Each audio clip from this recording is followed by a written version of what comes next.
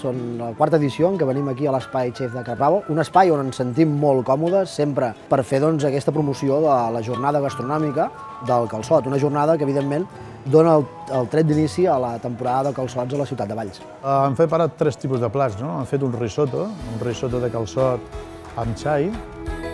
Després han fet un ravioli amb tots els ingredients de la típica calçotada. I després han fet com una crema de calçot amb un ou putxat de guatllera. La botifarra blanca, la botifarra negra, la pròpia salsa, l'allioli, el fesol... Tot això ho hem volgut maridar i hem volgut presentar-ho amb 3 formats diferents d'entendre aquest concepte de calçot i de calçotada. Les instal·lacions de l'Espai Chef Caprabo, per mi, actualment, són de les millors que hi hem anat, no? Des de Caprabo continuem recolzant la producció local i creiem que aquest tipus d'esdeveniments posen en valor tot el bo que en tenim al territori català. I el calçot de Valls és un dels productes emblemàtics que en tenim en el nostre país.